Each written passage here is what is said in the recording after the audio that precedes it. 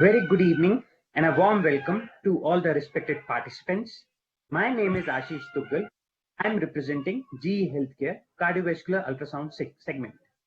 Today, we are going to an exclusive clinical lecture on COVID-19 pandemic on our XP Connect webinar education series, powered by Vivid Cardiovascular Ultrasound Technology from GE Healthcare. As the world navigates the unprecedented challenge presented by the COVID-19 pandemic, we are inspired to support healthcare providers around the world in addressing it. Today, as we are in the last week of lockdown and expecting some ease week ahead, cardiology department may witness a surge in asymptomatic patients working in. During this time, it is critical for us to implement the right approach to ensure continuity and protection for frontline warriors, which requires a shift from traditional way and a take more comprehensive view of treating and handling of the patient. For the same, today we have with us one of the renowned names in the field of echocardiography, Dr. Rakesh Gupta, sir, from Delhi. I welcome you, sir. Dr. Rakesh is a well-known name in the cardiology community and has been contributing immensely, be it educational initiatives, books, training relentlessly, to name few areas. Before we get started, due to nationwide lockdown, there has been a huge traffic load on internet services. If you experience temporary interruption in the transmission, kindly bear with us. We will sort it out immediately and resume. I now welcome the esteemed faculty, Dr. Rakesh Gupta sir, to address our viewers with his clinical talk on echocardiography in COVID-19. Over to you, sir. Thank you, Ashish, for all your words. Sure, the world is facing an unprecedented episode of pandemic episode of COVID-19. Be it a heart or a lung or whatever the part of a body it is, every part of a body is experiencing the effect of COVID virus. We at healthcare services are facing with a tremendous challenge of looking after the cardiovascular subjects who are presenting during this time with or without COVID positive reports. I would like to present today what all we can do non-invisively, especially by echocardiography, during this COVID-19, how we can save our patients, how we can save ourselves from a transmission of this particular virus amongst each other. At the same time, providing the best of cardiovascular services to the needy patients which are coming to our standalone diagnostic centers or cardiology services or OPD of the hospitals. If you look at this data, just taken on the morning, almost 31 lakh people have suffered from this illness. More than 2 lakhs people have already died across 200 countries. And that's a good part of it is more than 9 lakhs people have already recovered. And rest, approximately 19 lakhs people, they are still suffering from illness, though only 3% of them are suffering from a serious or a critical illness and they are hospitalized. And that's a good part of it. But at the same time, we are not really sure with which kind of a people we are coming across. I'm sure we'll be coming across with serious and critical subjects. That counts to almost 60,000 people worldwide. But at the same time, 19 lakhs people will also be able to. 19 lakhs people who are in milder form may still be coming back to you with requirements of non-invasive or non-invasive or a cardiovascular services. Let's look at in a brief nutshell what are the cardiovascular manifestations which we are facing as on today. We can look up at acute cardiac injury defined as troponin elevation, which is common. However, type 1 spontaneous MI, acute coronary syndromes are uncommon, like unstable angina or spontaneous rupture of plaques. Most common presentation of a cardiovascular illness today is myocarditis and cardiomyopathies. including a severe fulminant form due to cytokine storm syndrome with elevation in N-pro-BNP levels, anti-pro-BNP levels, troponin levels, and interleukin 6 levels. Many studies have reported arrhythmias, and on top of that, many people have reported venous thromboembolism, possibly due to vascular inflammation and maybe to some extent by immobilizations. While doing echo, we need to categorize these patients of COVID-19 with pre-existing illness, that is cardiovascular and other comorbidities. And why so? This is depicted in this paper published from Wuhan, China. If any comorbidity is present, the chances of survival are very poor. Almost 48% people have died if they had a comorbid conditions. Amongst them, hypertension, diabetes, and cardiovascular disease, they played a significant role. In another cohort of 138 hospitalized patients with COVID-19, comorbidities were similarly present in 46% of the patients. 72% patients requiring admission in ICU were also having cardiovascular comorbidities consisting of hypertension, cardiovascular disease, and diabetes mellitus. Another paper said the same thing. Early COVID case reports suggest the patients with underlying conditions, they are at high risk for complications and mortality. That is, up to 50% of hospitalized patients had chronic medical illnesses. And of that, 40% had cardiovascular or cerebrovascular disease. And one of the largest published clinical cohort of COVID-19 till date, acute cardiac injury, shock and arrhythmias were present in almost 7 to 16% of the patients, with higher prevalence in patients requiring intensive cares. It means to say that, if I have to comprise it, it means to say that people who have got a pre-existing illness, they have a higher cumulative mortality and morbidity as compared to the people who does not have a previous cardiovascular diseases, hypertension, diabetes, obesity. So, if I'm going to do an echocardiography of a COVID patients with cardiovascular disease, I divide them into group A and group B. People with the pre-existing illnesses of cardiovascular disease or other comorbidities like hypertension, diabetes, obesity, presenting to the hospital in one of these three categories as subsequently mentioned, that is group A. With no pre-existing illnesses, they belong to category B. Let's see what is group A and what is group B divided into further three categories. Category 1 is confirmed COVID-19 positive patients. Group B is, category 2 is suspected COVID-19 patients. And believe my word, this is where we are today. I can quote my example. I did a patient of a cardiovascular examination, came to the hospital with just a cough and a slight breathlessness. Reports were normal, XHS was normal, saturation was normal. And we did an echo, and echo was also normal. He was a post-PTSD patient with hypertension and diabetes. We sent a COVID test for him, and 2 days down the line, we found that his test was positive. And he has not traveled abroad, he has no contact history, and that's what this patient was. So if you ask me at this time, where are we belonging to? We are belonging to category 2 group of patients. Category 2 of patients where all patients, what I feel is suspected COVID-19 subjects. Category 3 is where we have a very low clinical probability of suspected COVID-19s or test is negative in these people. And the most important thing is this category also includes people admitted to the hospital with emergency with non-cardiac surgery requiring pre-operative evaluation.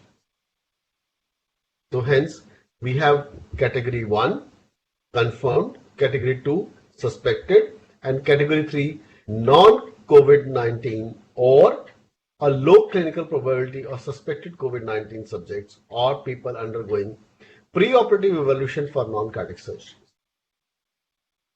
So if I have to put them in a diagram format, Group A pre-existing cardiovascular comorbidity, Group 1, Category 1, COVID positive, Category 2, COVID suspected, Category 3, COVID non-suspected in preoperative evaluation. Same thing holds true for Group B. There is no pre-existing list, but they belong to 3 different categories. Now, whom we should have an echocardiography? Very intelligent question, very useful question as on today. Every person should not be subjected for echocardiography. Echo should be absolutely target oriented and should only be ordered when it is helpful in decision making. I'll show you my next slide how I can say helpful in decision making. Second, we need not have a detailed echo. We should have an answer what exactly I'm looking for echocardiography. Am I looking for a wall motion abnormalities? I'm looking for a mitral regurgitation. I'm looking for a dilated cardiomyopathy. What exactly I'm looking for? And that should be my target oriented echo. Next comes stress echo. Very limited role. If a person is present who has got a chest pain and his chest pain is classical, why do we want to subject him for stress echocardiography? And at this present moment, I'll say if you find a person whom you need a stress echocardiography, please better put him on a medical therapy rather than putting him on a stress test. Similarly, role for transesophageal echo is very limited, as this too will lead to an increased incidence of spread of disease because of aerosol spray, cough and throat secretion. So my quest would be avoid stress echo as much as possible and transesophageal echo only when is really mandatory, and I'll say many other tests would be helpful which will do the same thing as a transesophageal echo will do as suspected. Suppose you're looking for early appendix clot, put him on CT, contrast and on CT. Looking for a myocarditis, put him on MRI. These things will help you in containing the spread of a illness. Like I said, what is target oriented? When it should be ordered?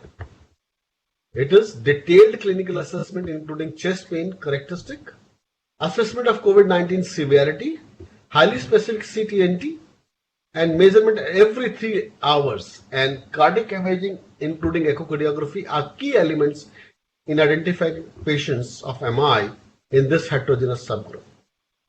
And this is paper published in European Society of Cardiology just now in ESC COVID-19 guidelines.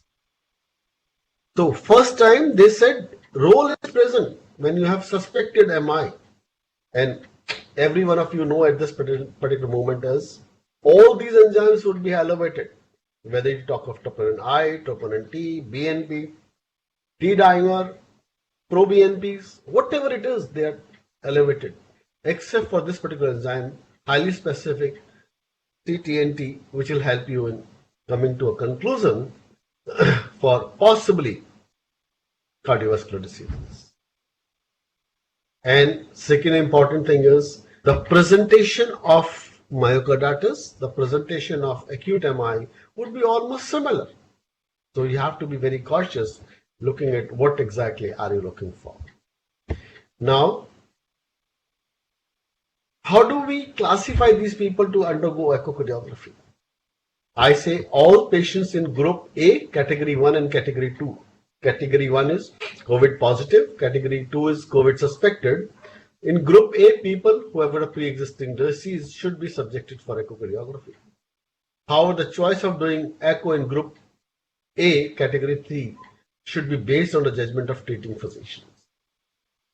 Similarly, group B with no pre-existing illness, category 1 COVID positive, they who are hospitalized and they should be subjected for echocardiography if indicated. And however, the choice of doing echo in group B, category 2 and category 3 should be based on the judgment of treating physicians. How do I put it on the format? Group A, group B. Previous illness positive, no previous illness. Category 1, 2, 3, category 1, 2, 3. And if you have a COVID positive or COVID suspected in group A, Yes, it is. Similarly, group B, category 1 is all yes. So all red and orange, they should be yes for echo. And if it's group A, category 3, COVID non-suspected, and group B, category 2, and group B, category 2 and 3, where pre-operative evaluation also comes, it's all judgment of a treating physician whether he wants an echocardiography or not. Next comes performance of echocardiography. If you're doing echocardiography, how do you prepare the reception? How do you prepare the changing room? How do you prepare the echo room? How do you prepare the echo machine? And most important thing is how to save ourselves, that is echocardiologist or echocardiographer. Let's say one by one, preparation of reception and escorting patient to the appropriate room. Reception should wear a complete protection gear of at least level 1. I'll show you what kind of a gear it is. Remember, all receptionists should wear at least level 1 gear. Proper appointment should be given to every patient coming for echo in all categories of patients, barring people who are in ICU with COVID positive or COVID suspected, so that social distancing is well maintained.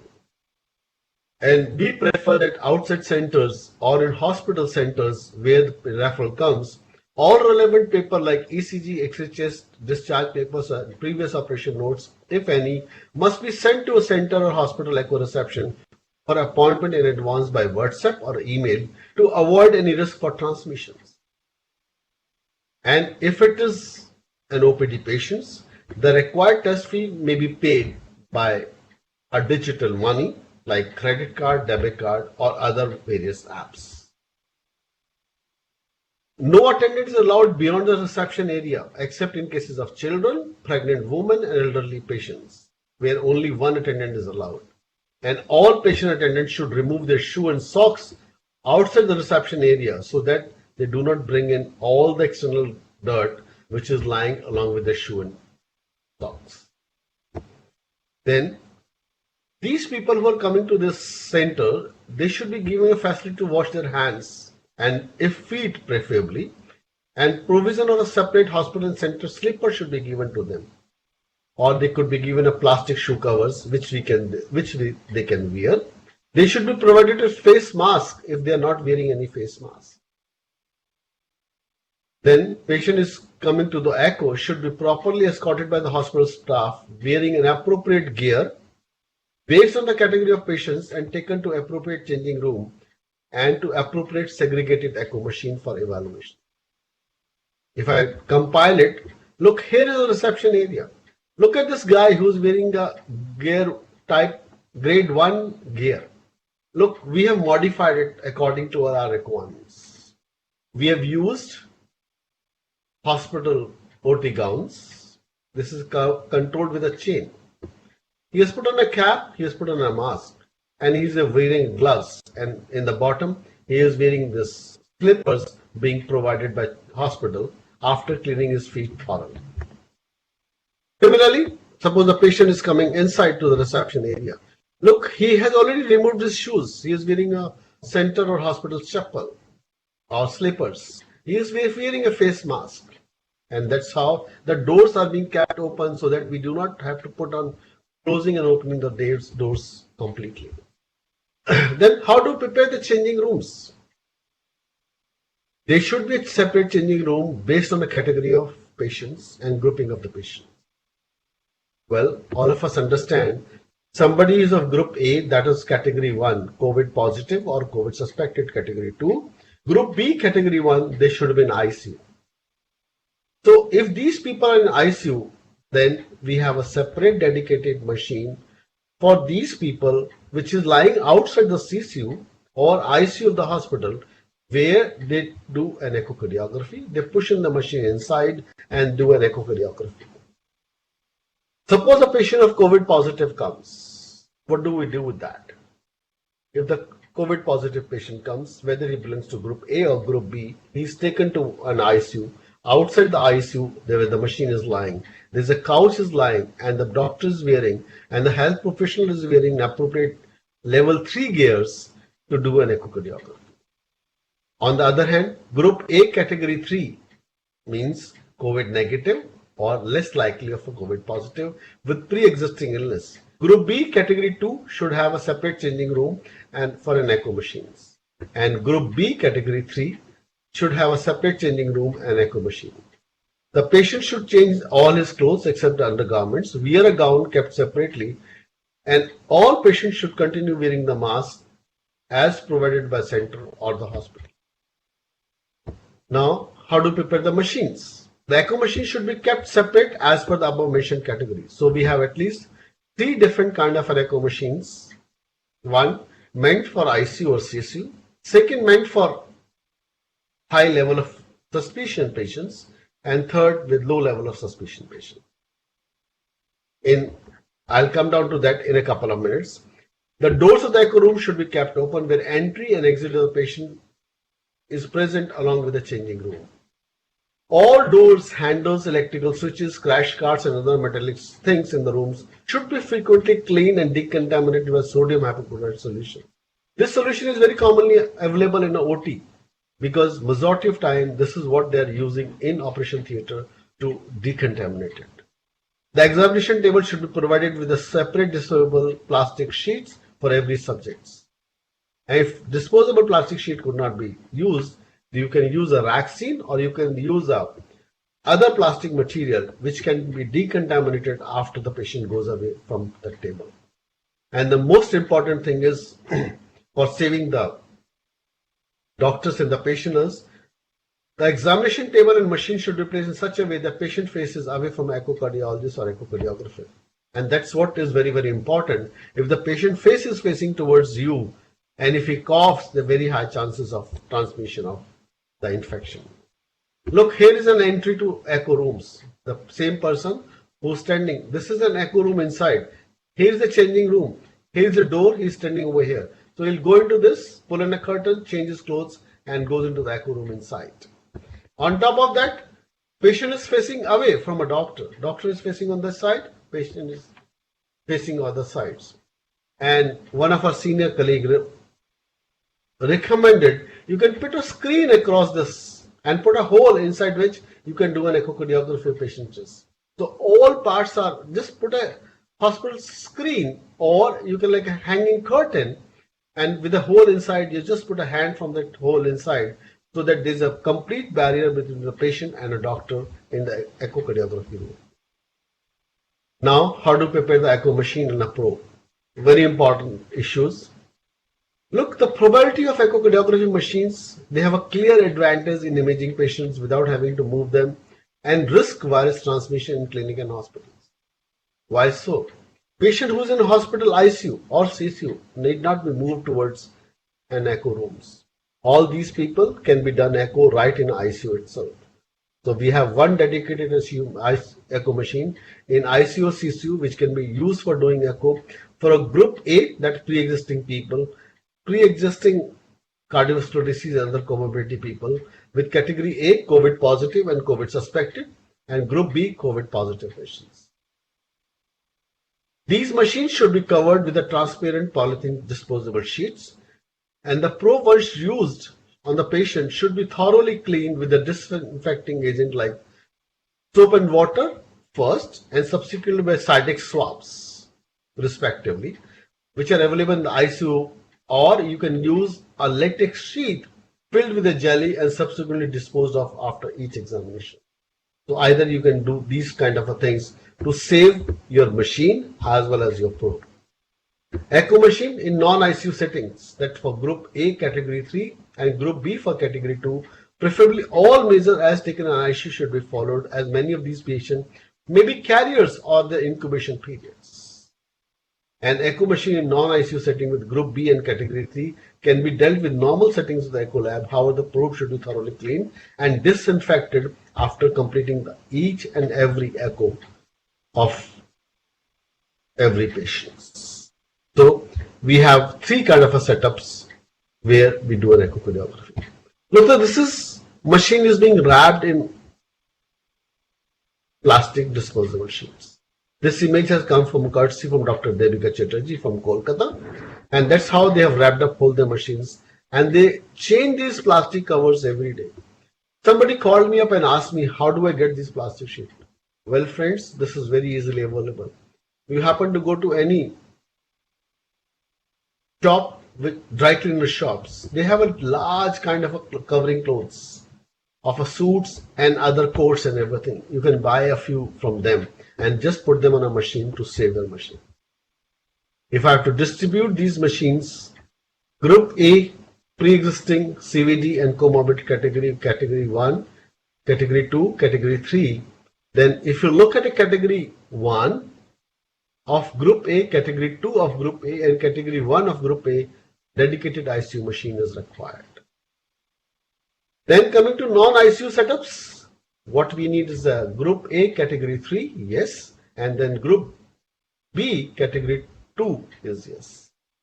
And then third machine where is COVID negative and pre-operative patients are required. We need a separate machine, separate room and separate changing gears everywhere, which is required in the subset of people.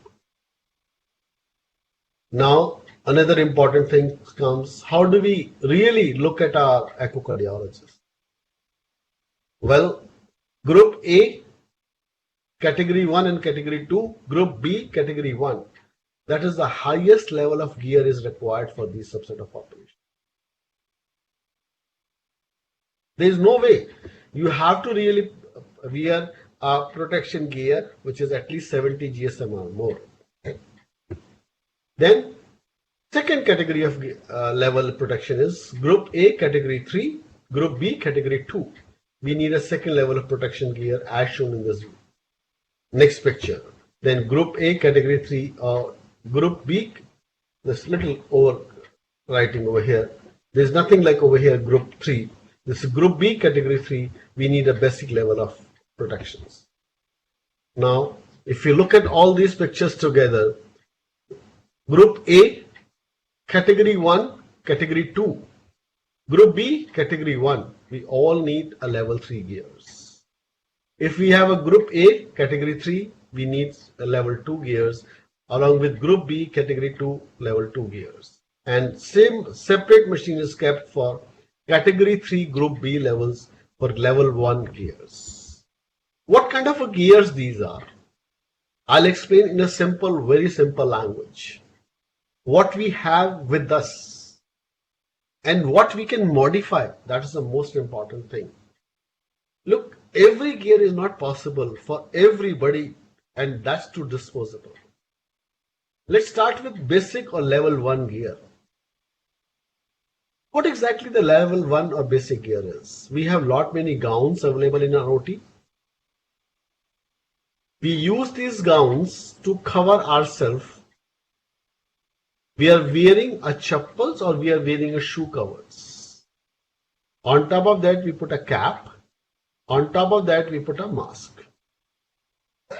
And that's what level 1 gears. If somebody is wearing these particular glasses is okay. Otherwise, is fine for level 1 gears.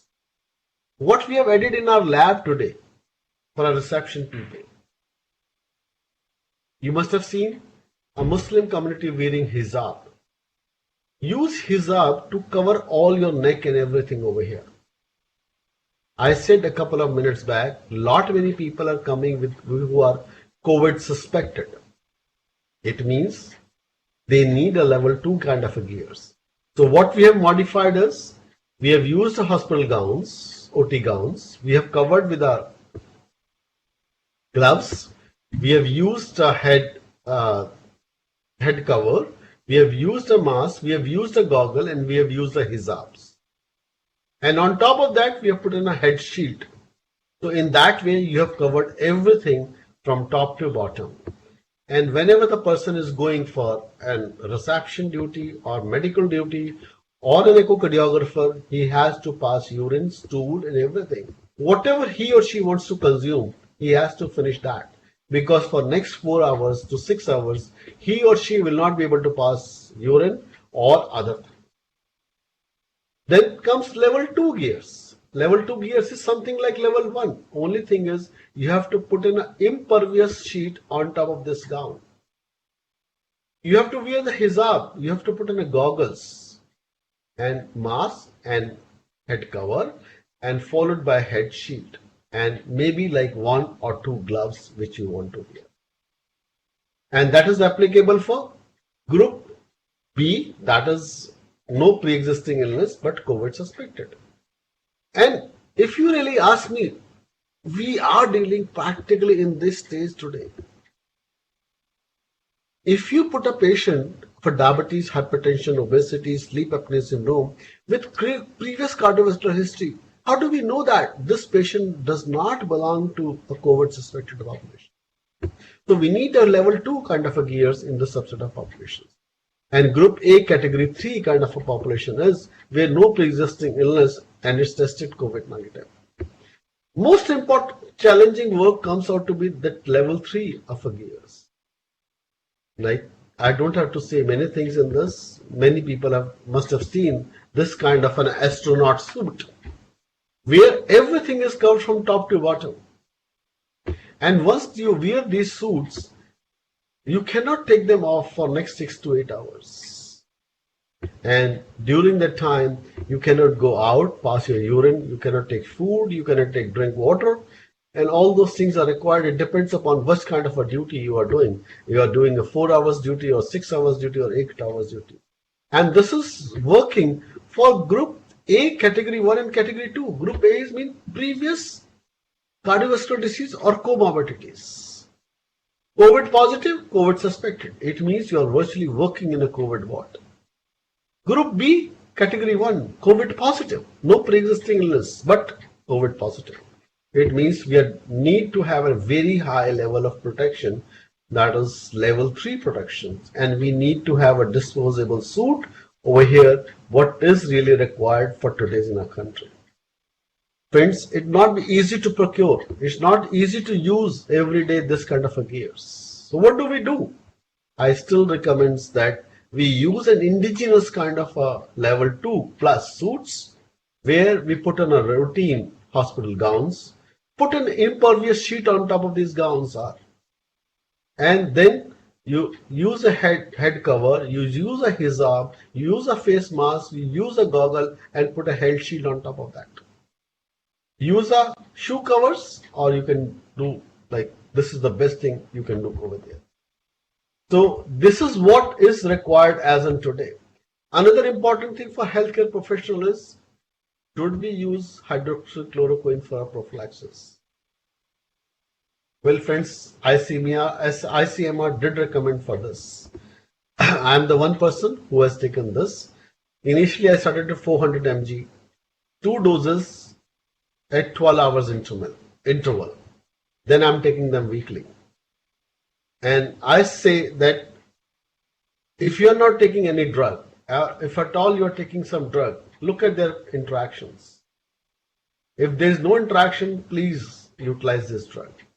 And on top of that, I'll say every week you can have your ECG done. Look at a QTC interval.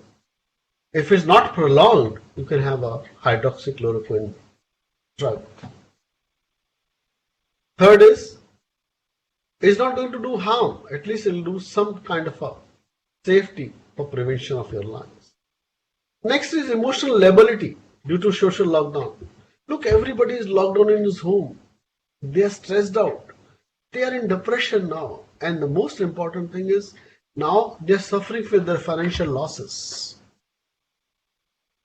And these people, when they're coming to hospitals, it's very difficult to deal with them. And so is the emotional liability to our medical fraternity also. What is emotional liability? The stress of managing these people. The fear of contracting this infection. And on top of that, the most important thing is how long this will continue. Nobody knows about all this. Now, anxiety and depression are the global phenomena at this point of time. And healthcare professionals are no exceptions. Hence, they need management. And whenever you get a time, play something. Listen to some music. Do some yoga. Do some exercise. And do whatever which can soothe you, which can make you happy. Please do that. In conclusion, I'll have to say that it is the worst pandemic we have ever seen in the medical emergency of unprecedented scale in the recent human history. It has called into question on a global scale medical preparedness to handle this contagious disease. As we continue to handle the onslaught of this pandemic, strategies may continue to evolve over a period of time. Whatever I said, maybe like so many of you must be thinking, how cannot we improve on this? We can do much better than this. Then, if you are looking for a cardiovascular patient, clinical assessment will be necessary to determine whether the patient is experiencing a primary coronary event or other associated cardiac involvements. If there is suspicion of a cardiac involvement, risk to benefit ratio of doing an echo become extremely important and extremely helpful in deciding the need of the same. Echo should only be done, as I showed in the slide, when it's really mandatory. Don't jump and doing an echo for everything. And if echo has to be performed, it should be brief and target oriented. And it should be performed following all the protocols as mentioned above. I like to quote one of my friends or one of my seniors words on this. Do not spend time on putting or hooking on ECG on this. Here's a time where you can avoid putting ECGs. So you have a chance to do an echo without putting an ECG leads. Next important thing is protection of healthcare workers is a paramount so that workforce is not depleted in this pandemic and is available as the pandemic evolves. Look, friends, it takes almost 20 years to create a cardiologist. We do not want a cardiologist colleague to suffer from this illness. And we are the most important people at this present moment. And we are the most reckless people at this present moment. हम सब यही बोलते हैं हमें क्या होने वाला है. Nothing is going to happen to us. We are lords. If we do not take these precautions, Corona is not going to take precautions. So I like to say, please take care of precaution as said by various protection gears. I'll say, in nutshell, protection is important and very, very important at this point for the healthcare workers. Apart from that, social distancing and adequate sanitization, they are crucial. Obviously, we can do a social distancing. We can order for sanitization. And last, adequate PPEs are mandatory for all health workers engaged in the care of suspected and primary COVID-19 with the pre-existing or new onset cardiac illness. At this point, I'd like to say that all of us should wear at least level 2 or level 3 gears, all cardiologists. What I'll say that if you are going to a hospital, you should wear at least level 2 gears today. And if you're dealing with the COVID-19 subjects, please wear the true protection gears of at least 70 GSM or more, as shown in the previous slides. And these few words are a little kind of a thing. COVID-19 has been quite a leveler and has made even the most powerful of the countries to crawl on their knees. Who thought Europe and America would be brought to their knees with that kind of illness without a bomb or a gun being fired? And practically all of us are fighting the Third World War. And here the war is not fought by the artillery and military, is fought by health workers in the community. And this is a little sentimental sentence. One feels cheated by science and fatalistic righteous and reformists will have a congratulatory rage for them for having seen science to fail. Well, all of us are suffering right now. The only thing is how to save ourselves. Let's all pray to the God for His mercy. And now the time for question answer sessions. May I request to have my question answer sessions? Please shoot your question answer so that we are able to take up one by one. I've already got a few questions on my net.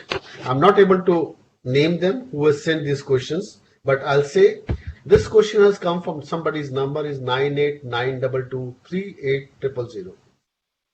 This question is precautions to be taken during routine OPD echocardiograms during COVID times, non-COVID patient or suspected COVID patient. Friend, I do not know your name, but I'll suggest, I'm coming back to that my slide of mine. Look, you should use a level 2 protections wherever you're going. Today in circumstances, all people are coming to the hospital, they are COVID suspected. If they are COVID suspected, whether they have a pre-existing illness or no pre-existing illness, they all belong to at least level category 2. If it's category group A, that is a higher category, that level 3. But at least you need a level 2 protection. And I'll repeat at this moment, level 2 protection is not difficult in our country. We can use a washable OT gowns, we can use a washable caps, we can use a washable knee, shoe covers, we can put in plastic disposable impervious sheets, and on top of that you can use a gloves, you can use a face mask, you can use a goggles, you can use that hijab, or you can use simple muffler, cotton muffler, and put a cap on top of that. And put a head sheet. Indigenous head sheets are available for at least 50 rupees per piece. So, but the only fact is, you have to take care of these kind of things. Nobody else will take care of you. Then next question has come from course of COVID-19 in cases of controlled hypertension and type 2 diabetes mellitus versus uncontrolled hypertension and uncontrolled diabetes. Any data, since everyone is talking about these comorbidities? Well, friend, I do not know again your names. I can only say that nobody talked about the courses of or follow-up of these cases of controlled versus uncontrolled. I say if you have this illness, the morbidity and mortality is high. And I'm sure if this is uncontrolled, it will be still higher. And I'm sure people do not have a time to look at the control or uncontrolled levels. So my answer to taking this is, if you have a cardiovascular subjects or people with hypertension with diabetes, the cumulative mortality and morbidity would be high in hypertension and diabetes, and maybe more in cases which are uncontrolled. Next question has come. Please tell the categories and the groups again. Let me go back and tell the categories and group again. This is, I'll show the complete nutshell of a slide. Group A, pre-existing cardiovascular disease and comorbidities. Category 1, COVID positive. Category 2, COVID suspected. Category 3, COVID non-suspected in preoperative evaluation. Group B, no pre-existing illnesses, but categories remain the same. So this is how we look at this. And if I look at these categories and how do I look at various things which are made in these categories are, let me show one by one to you. This is what categories and groups are. And once we are doing echoes, we are looking at echoes in category 1, category 2 of group A, category 1 of group B. Yes. But rest of these people echo is depending on judgment, whether we need a requirement or not. On top of that, what kind of a precaution should be taken in these categories? Look, if you have a category 1, category 2 of group A, or group B, category 1, you have a dedicated ICU machines. Category 3 of group A and category 2 of group B, we have a non-ICU setup machines. And last category 3 of group B, we have a separate machines. Now, what kind of gear we should wear? I said this is slide which was made almost 3 weeks down the line.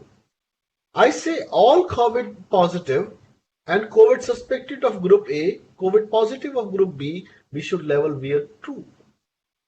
Here I said level 3, category 3 of group A and category 2 of group B, we should wear a level 2 gears. But at this moment, I'll not recommend even level 1 also. Why? I do not know whether the patient who is coming for pre-operative evaluation, whether it's a pre-existing illness or no pre-existing illness, whether he or she has contacted some COVID positivity or not. So maybe this group could be off in a period of time. Suppose over a period of next month, once we withdraw this all restrictions of movement, I'll say we do not need this machine. We only need this kind of a machines. Why we kept this level? We kept this level so that people who are not suffering from this illness should not pick up this illness from this group. So I hope we are clear what kind of categories we should have in these subset of populations.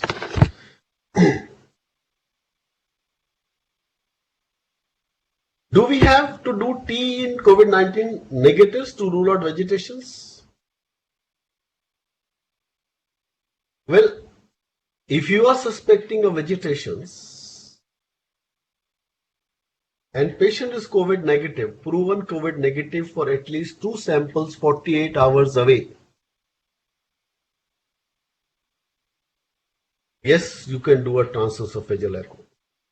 But the question is, you have to wear a level 3 gear in that substance, that subset of person. Because you do not know whether this patient will become COVID positive later on or not. Or you have to wear at least level 2 gear in that subset of patients. In our setting where we are doing echocardiographies of persons who are not suspected of COVID, what PPE we should wear? Next question is, I say level 2. You do not suspect anything. That's right. But I'm suspecting that those people are level 2. Those people are having COVID virus. I don't know which part of the country do you belong to. But wherever you go today, my humble submission is, that's my personal opinion, that community spread has already happened. If community spread has already happened, we have to wear at least level 2 gear. Then one is RV dysfunction common in COVID-19 space? Yes, RV dysfunction is very common in COVID-19. I do not have the slide right now over here, but I can tell you that if you are doing echocardiography for patients of suspected COVID, you should look for 4 important things, I'll say. LV dysfunction, RV dysfunctions, pericardial effusions, and arrhythmias.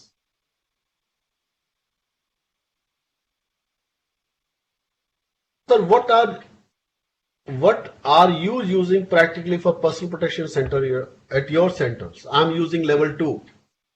These figures are for my own center, man. Look what I'm doing over here. These are not from somewhere else. Look at my reception. And this is almost 3. This is of 6th April photograph. We have further modified them. We are using headgears now. So we are taking level 2 precautions now.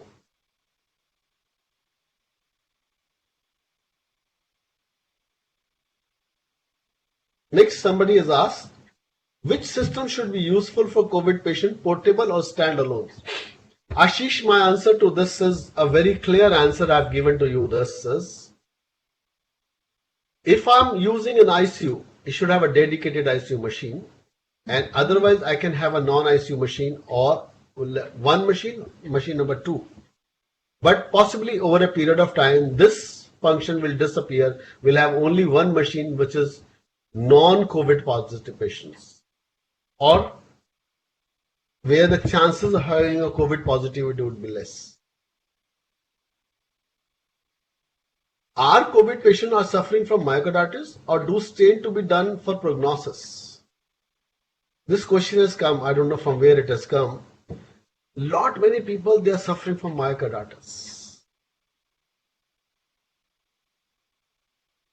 Do stain to be done for prognosis? Well, no study has been looked at all these kind of a thing, looking at the stain values and other thing at present moment to my best possible knowledge.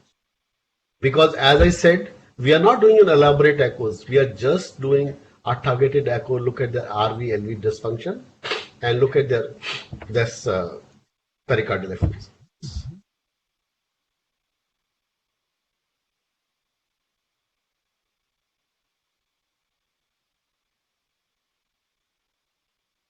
Next question come. What room temperature should be kept inside the echo room? Very good question. I don't know, Doctor. I really appreciate your thought about this particular. We have not switched on our ACs today. We do not have any central AC. And places where you have a central AC system, they are a very high risk of transmission of infection. We are keeping our temperature to a normal room temperature or normal atmospheric temperatures. And I'll say, and I'll again quote one of my seniors' advice on this. Put a good exhaust system out there so that the air keeps on circulating. And the exhaust should be such, the air should be going away from you. First away from you, then away from the patient, and then sucked out. Not the reverse way around. The air should not be sucked from patient side first, then your side, and then going out. I think you got my point.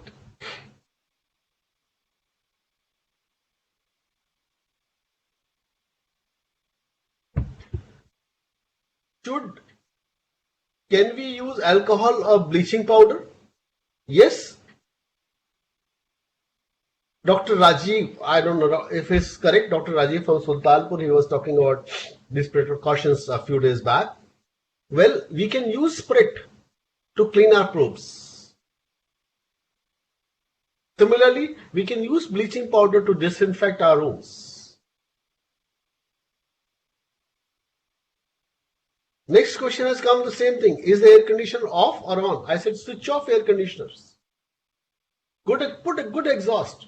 And I'll again say one more thing. One of our senior recommended, put a chimney, kitchen chimney on top of the patient. What that will do? It will suck out all the airs right up above the patient. That's practically, I don't think it's possible, but we can really put a good exhaust systems in our rooms where we can suck out all the airs. Next is Dr. Rajesh Roy from Baroda. Sir, can we use disinfectant to clean our keyboards in between? If yes, what disinfectant can be used which will not damage the machines? Look, Rajesh, what I'm doing today nowadays is I'm using swabs dips in Cydex. Or you can use a very simple thing which we are using earlier. We can use a disinfectant, any disinfectant. So spray some disinfectant on a swab and then clean that machine after that with that. So any disinfectant, or you can use Cydex or you can use Spirit. They are not going to destroy your machines. What about the overhead charges? I'm sorry I couldn't get your questions. If you are says like extra money which you are spending in saving yourself, how does it make a difference, man? If you are alive today, you will be able to do more echoes tomorrow. If you are not alive tomorrow, what you will do with the overhead charges? If you can charge, fine. If you can't, it's okay. But in our setup, in our hospital, we have increased the charges by 500 rupees per patient per echo to take care of all these charges. And till date, no patient has complained about all this. You can charge 100 rupees extra, you can charge 200 rupees extra based on kind of a things which you can like to do.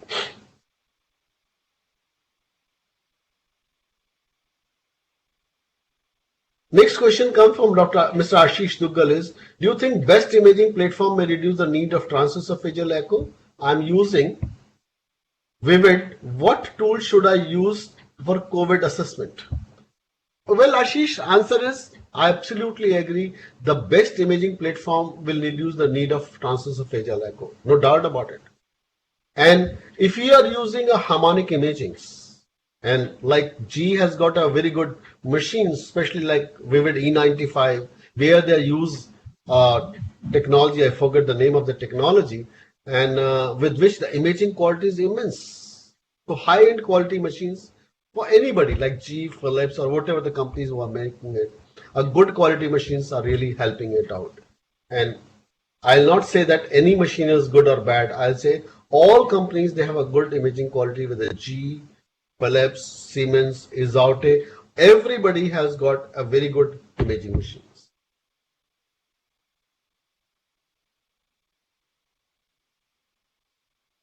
Another question has come from the same gentleman. All protection should be taken in green zone hospitals also while doing a routine OPD echoes. In last 1 hour, possibly I'm not able to convince you that no one of us is in a green zone right now. Look, every hospital has gotten a COVID patient today. Only thing is, we are not able to prove that is COVID positive or COVID negative. I say people are roaming around COVID positive, but only fact is they are not serious, they are not critical, and that's what the figure said. Whatever the surviving people are, 97% of them are mild illness. Only 3% of this illnesses worldwide is severe and critical. So is in India. Look at the graph, almost 30,000 people are suffering from COVID virus infections. There are 1,000 mortalities have happened till date. You can imagine what is the percentage of mortality in this subset of population. And if I'm correct, this again comes out to be almost 3% of the mortality.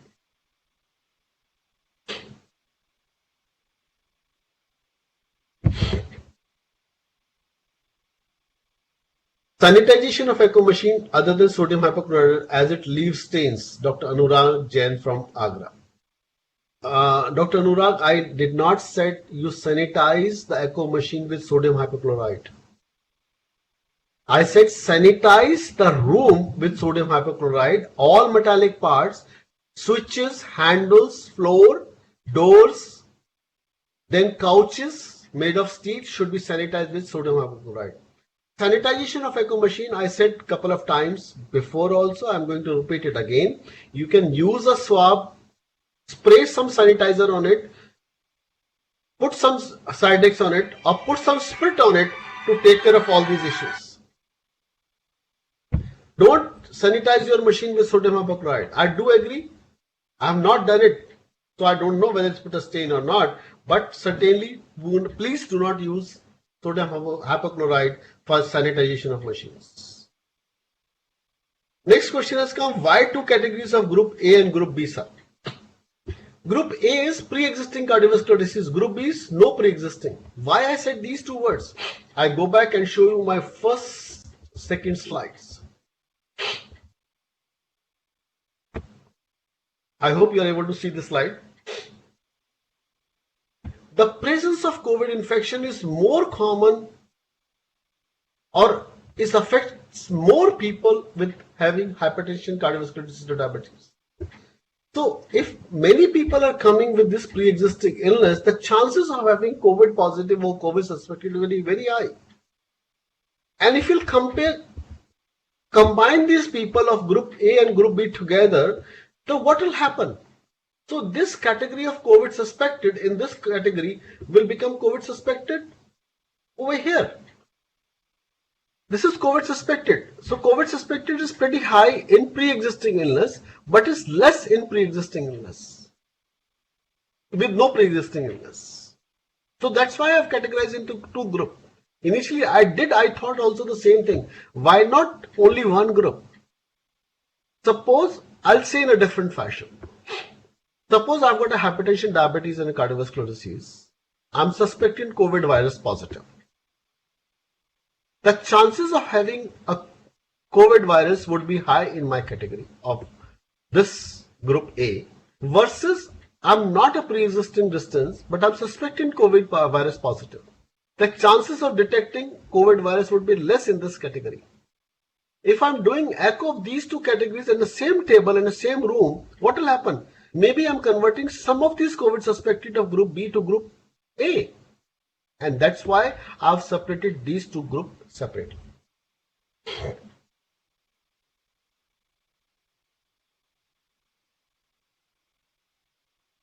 Another question has come. How common is pericardial effusion? Dr. Rajiv has asked this question. Dr. Rajiv, we have a very good friend back in Bhilwara, Dr. Arun. He's one of those people who has happened to do echocardiography in 24 patients of COVID positive subjects. And his findings are majority of these people in our country are coming with pericardial effusions. So that is how common it is. But exact data needs some time. How common is coronary disease in COVID? I showed you that data with the largest study, 17 to no, not exactly that. Almost 3 to 4% people are having a coronary disease in COVID subjects. Next discuss, sir, thank you very much for your nice presentation on such a type of topic which really needs in these days. Those who are passing nowadays, sir, in a diagnostic center without hospital arrangement, where only one machine is present, running and many echocardiologists are performing echo in different times in the day, how can we take safety measures? In these diagnostic centers, usually they have no system of categorization of patients. Dr. Charnendu Shekhar Roy from Dhaka, Bangladesh. Charnendu, good question. Somebody asked me this question before also. Charnendu, the most important thing is, majority of time, what in a diagnostic center will come is COVID positive or COVID suspected, with or without pre-existing illness. I say you'll wear level 2 gear, protection gear, and after doing an echo of every patient, sterilize your probe and your room or your couch at least with disinfectant and sanitizers. That's all you can do. I'm sure many of you are feeling the same problems. Like, how do we differentiate them? I said, wear level 2 gear and think everybody is a COVID positive patient, COVID suspected patients. So every patient, you clean up the probe, you clean up the machine, you clean up the couch, or change the vaccine, or clean the vaccine, or change the plastic sheet where the patient is lying. Next question, does polythene protect COVID? Yes, it does. Please repeat minimum requirement of level 2 protection. So let me go to level 2 protection straightforward. If I'm wearing level 2 protection is, I'll say one by one. We'll start from top to bottom. I'll wear a head cover. Wear a reusable head cover from OT. Then I'll wear a hijab before the head cover, so that I'll cover my neck and every other part.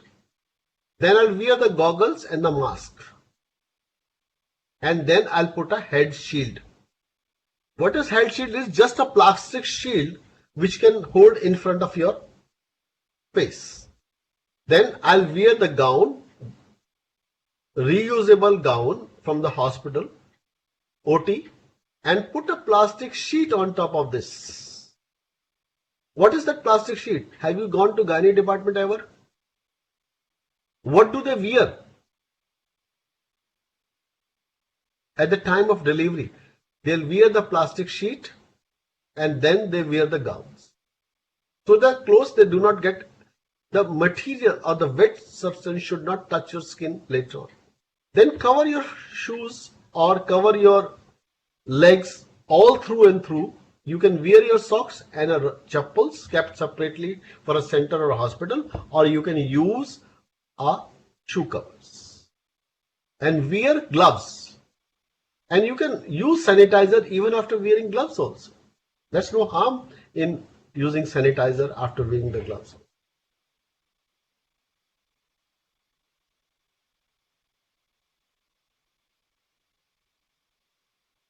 Next question has come. A center with one machine has no choice somewhat to do. I said the same thing. Treat everybody as COVID suspected. Use level 2 gears. Use disinfectant and sanitizers after each patient. And then that's how you can maintain. Take all proper precautions, I said. Tell the person to send his papers. Do a money transfer by digital means. Whatever you can do, at least try to do that. what all precautions need to be taken between patient scanning, how you want us to do, or where to have teleconsultation to avoid crowds. Look what I'm doing today. Almost 80 to 90% of the patients are being covered by teleconsultations today. I'm talking of OPD first. Only 10% of the patient who after teleconsultation for one time or two times they're not getting covered up, they are being brought to the echo center or to the hospital echo lab. And we are using level 2 gears and we treat everybody as COVID suspect as on today. This picture may not be true approximately 3 weeks back, but today what I'm doing right now. As far as hospital is concerned, if I'm going to the ward, in my hospital there is no COVID patient as on today. If I'm going to the ward for my rounds, whether COVID positive or COVID negative, for me is all COVID suspected. I'm using again level 2 gears, which is very only thing disposable is your plastic sheet. And that's how I'm taking my rounds. And only problem with these gowns and other things is for 4 to 6 hours, if you have to take a cup of tea or go to toilet, you have to take them off and then wear them again. That's the only problem which we are facing every day. It takes about 10 to 15 minutes or maybe more to wear and then take them off. So my humble suggestion at this moment is please take precautions. And nobody else will take a precaution for you. You have to take precautions for yourself. It takes 20 years to make a doctor or a cardiologist. Can't you take 20 minutes of precautions every day to save yourself? Pandemic is not yet over. It's going to last for at least 1 to 2 years till all things disappear. For all grace, take care. Best of luck, have faith in God, and let's pray to the God for His mercy. And I say thank you very much for your patience hearing, listening to this talk on echo in COVID-19. What all precautions, what all everything. And at last, I'd like to pay thanks to a couple of people behind this whole show. First of all, I'd like to pay thanks to G people, Mr. Ashish and many more. Then IT people working behind this G. Last, Almighty God, with whose permission we could do all these things today. Internet services. And the blessing of God is the most important thing. And thank you all, you too also, for remaining hooked up to these presentations. I'll say my email IDs are there right in front of you. You can write on these email IDs, or you can call on my number, or you can WhatsApp on my number 9811013246. I'll repeat. Any question which is left, anything which is left, please WhatsApp on my number, that is 9811013246. That will help you in again responding to your queries. Number is 9811013246.